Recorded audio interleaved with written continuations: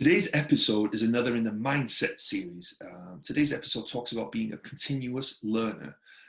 We think that's very important. My tag team partner, Mandy McAllister, was on the show again. We talk about continuous learning and why we think that's important, right? It's always good to evolve, grow, and be a better version of yourself. So we talk about all of that. So enjoy today's episode. As always, like and subscribe on Wrestling with Real Estate. Go to the WWRE Podcast and give me a 5-star rating and write me a review if you think it's worthy. And I'm looking to speak to as many of you as possible. If you're interested in real estate, in whatever capacity that is, I'd love to get to know you, see if there's any way whatsoever I can help you. So there's going to be a link in the description down below. Sign up there or go to wrestlingwithrealestate.com and there's going to be a link there where you can sign up as well. But before that, enjoy today's great episode about mindset and about being a continuous learner.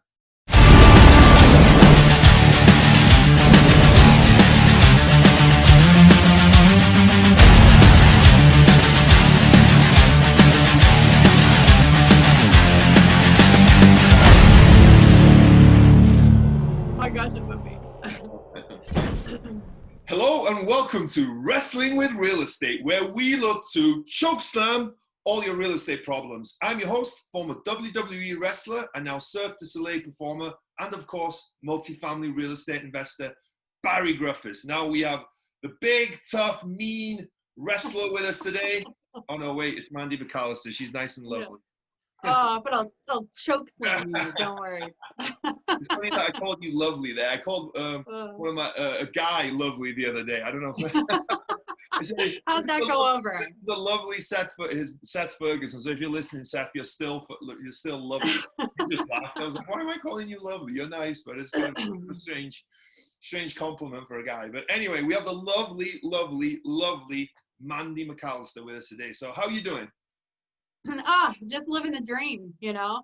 Wait, what is your catchphrase? What is your trademark saying? Oh, hi. There we go. We can't start without that. That's perfect. Yeah. Cool. So what did we decide that we were going to talk about today? Because we're doing another one in the mindset series, and we love the mindset stuff, and hopefully you guys do too. But if you don't, well, we're just here talking anyway. We love it.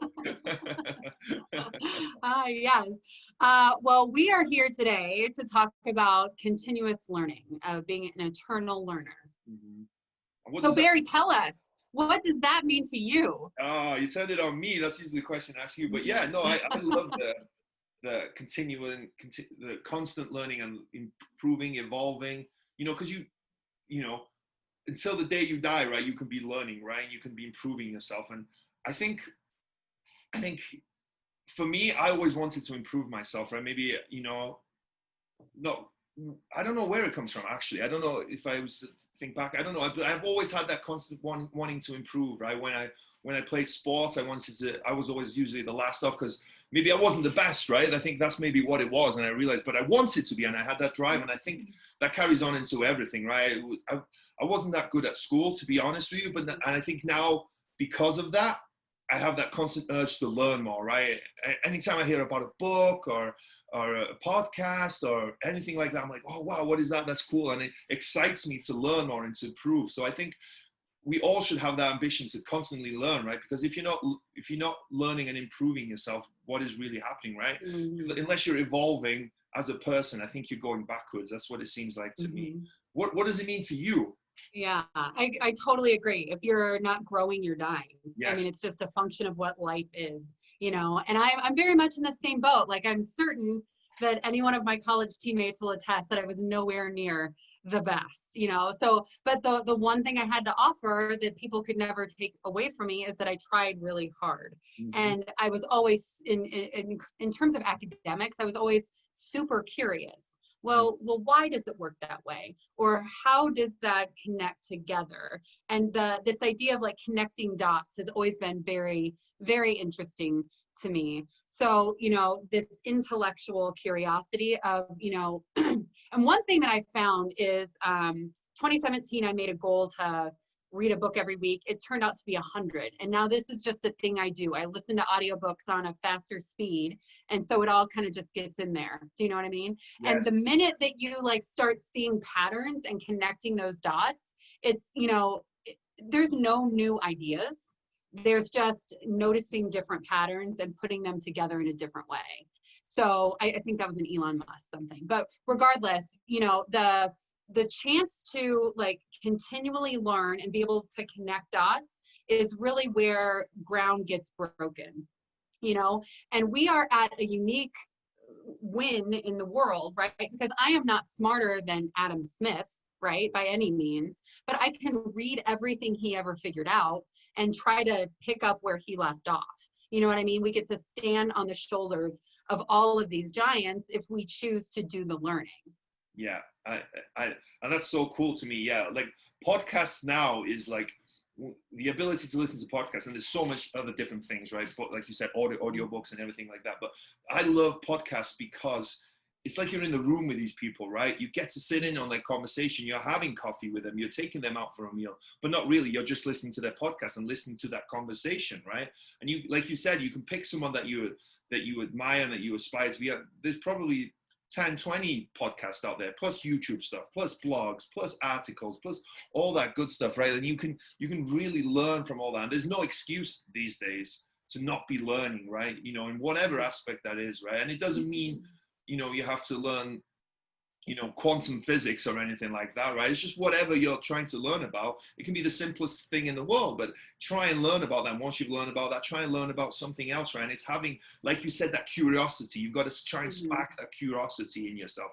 And I think this can go back to clarity and having a plan that we talked about earlier, because if you have a plan and a goal and clarity of what to get there, you're going to have curiosity about how to get there, right? Because yes, so the next step, you figured out, you have clarity about what your goal is, you have clarity about what your next step is, but how do you do that next step, right? And there's tons of different ways to find out. You can ask people, you can go mentorship route, but also there's information. And if you have that continuous learning mindset, you're going to be able to learn how to do that next step and then learn how to do that next step, right? Because essentially all the information that we need to get to our goals and achieve what we want is out there. It's just figuring it out and finding it and looking for it. Like, I think, like you said, that you having that curiosity is so important, I think. Completely agree. And, you know, we both have young children. It's something that I'm trying to instill in my kiddo of, you know, how could you figure that out? Or, because I really think, you know, I've had an opportunity to be part of hiring processes in my medical device sales job. And every person that I know is going to be a huge success is one who has what I call the figure it out gene. If they have the figure it out gene, the willingness to go, well, I don't know the answer and I don't expect anybody to give me the playbook. I'm going to go just see what I can make happen. Those are the people who are always successful in high-end sales. And, you know, medical device or real estate investing is no different. So are you someone who has this figure it out gene? And if you are, let's get super intellectually curious and just go learn, because there's no one right way. If you go to a guru or go to a boot camp or read a book, that isn't the Bible of how to do something. That is information to help you sculpt what the right way for you is. So, and you won't know that unless you do a whole bunch of learning. Yeah. And do we have some, I think this is not an easy one to give actionable tips to, perhaps, right? Do you have any actionable tips? Because it's sort of vague, right? It's not really something, it's just having that mindset, I guess, right? Well, I think, you know, for me, the benefit of eternal learning is the, you know, chance to be able to put together a bunch of ideas. So what I would challenge people to do is to work it into your routine. How can you, with no extra time, net time, NET, no extra time, figure out a way to put in some of this learning? Is there someone who has a message that's interesting? Which is kind of funny, because if someone's listening to us like hang out, like they want to learn something that we think about, right? So whoever's listening to this is yoked to be a person who is an eternal learner. My charge would be figure out a way to fit it in a little bit more. You know, like Audible, for instance, you can listen at 1.4 speed or 1.8 speed. Is there a way that you can fit in a little more so that you can have more ideas of dots that you can connect one day? So how can you take what you're doing and turn up the volume a little?